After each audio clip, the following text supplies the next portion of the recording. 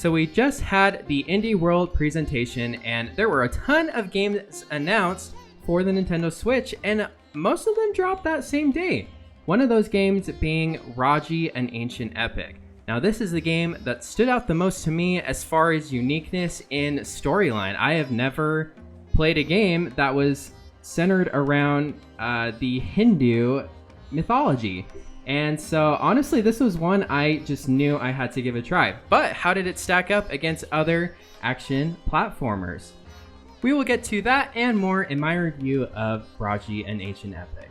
Yo, what is going on, you guys? My name is Ryan, aka Arpit. First of all, I just want to say thank you guys so much for helping me hit 450 subscribers. That is really, really awesome, and I really do appreciate it. If you guys are new here to the channel, make sure you guys subscribe and like this video as well.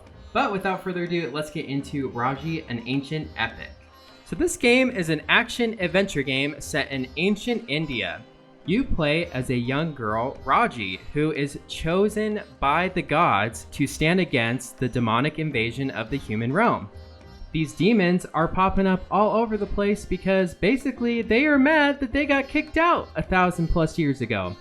And so Raji is there to take on those demons, and her destiny is to rescue her younger brother and face the demon lord Mahabalasura. And I am so sorry up front if I butcher any of these names. I will just try not to use too many of them just so that I don't butcher them. Now you obviously play as Raji, and what's cool about the story is that as you're traversing through these different areas, you are hearing the thoughts and conversations of two Hindu gods, one being Vishnu and the other being Durga. They are more or less overseeing and kind of watching over Raji on her quest to find her brother. And basically that's the whole story. You're just traversing these different areas on your quest to find your brother and taking out demons left and right along the way. Now we are going to get into the pros or things that I loved about the game, and then we'll get into some cons or things that probably needed some work, and then we'll get to my final verdict. Now, the first thing I really loved is the story. So the story itself is told in puppeteer shadows, which goes right along in line with the characters because the brother is a puppeteer in a carnival. And so it's very unique how they did that. And I really enjoyed that they tied in the story of the brother with the way that they tell you the story. So that's something I really loved. One thing they do a good job of as well is telling you the Hindu side of the story through these tapestries. And you get these insights into the gods and what their background is like and the mythology behind them for anyone that's unfamiliar. You can either bypass these or listen to all the dialogue if you want to, which I really love. They give you that option if you're not familiar with it. My guess is probably a lot of people aren't familiar with it just because there's not as many video games centered around this mythology. The next thing I really loved is the combat. Now the combat is very challenging, especially later on in the game. But for the most part, it's not too frustrating. Now you use a combination of light attacks, heavy attacks, and jumping off walls and beams. You come across these 4 different weapons along your journey, which are more or less a trident, a bow, a sword and shield, and a pretty awesome weapon that I won't spoil since you find it towards the end of the game. Now, one reason I really love this is just because of the acrobatics of Raji, and you can take out these different enemies by using the surroundings, and I don't know, it was just really unique.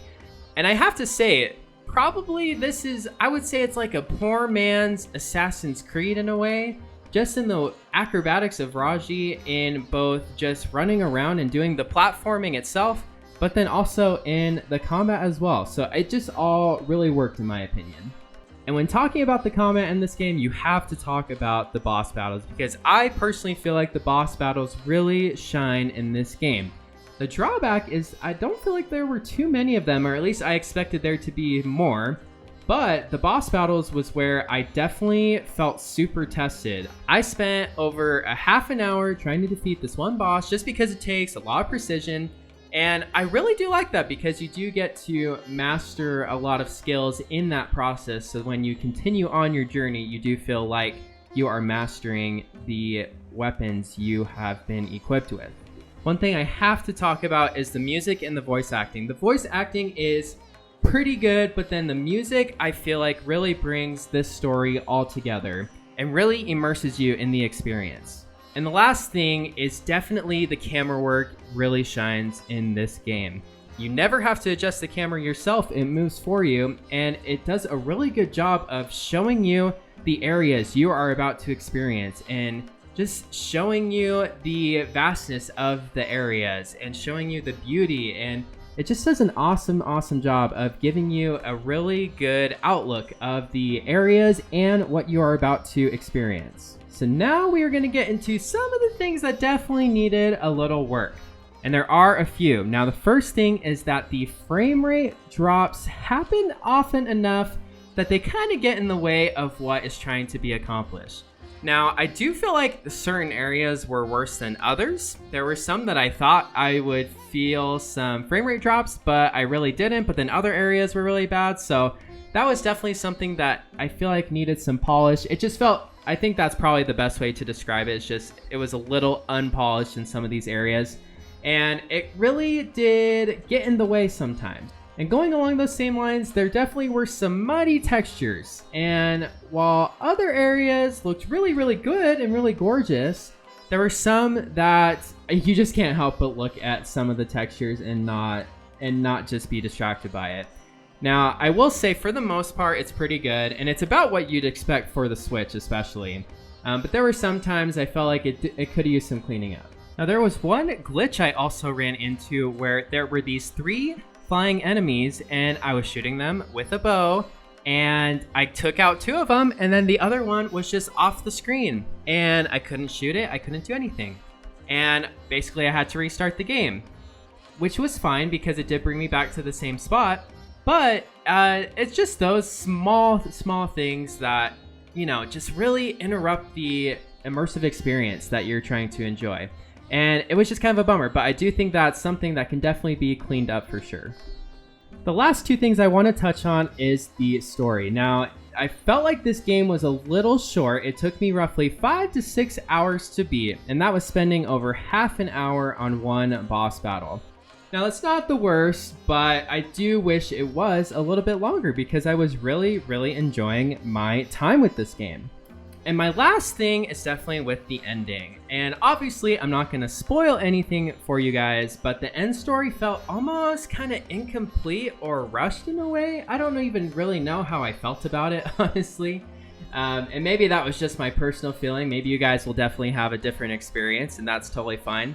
But for me, it felt like the end was just, I don't know, I just didn't feel like super satisfied at the end. So, what's the verdict? Should you go out and buy this for yourself? Well, this game is priced at $24.99 on the eShop right now, and it is on sale 10% off, I believe, through the 30th. Now, for me, I do think this is a game worth checking out, and I would give it an overall score of 7.5 out of 10. The only reason I wouldn't give it a higher rating is just because of those small, kind of more buggy issues with the textures and the frame rate drops and those minor glitches. If those things weren't in the game, I'd probably give it a 9 because the story is really unique and different. The combat works really well, and it's definitely challenging, but not to the point where it's impossible.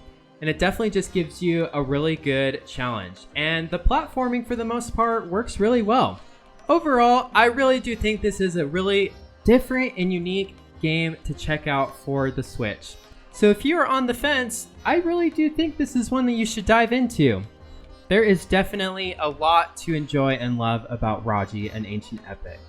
Thank you guys so much for watching. If you guys enjoyed the video, make sure and like the video, subscribe if you guys are new here to the channel as well, and I will see you in the next one. Peace.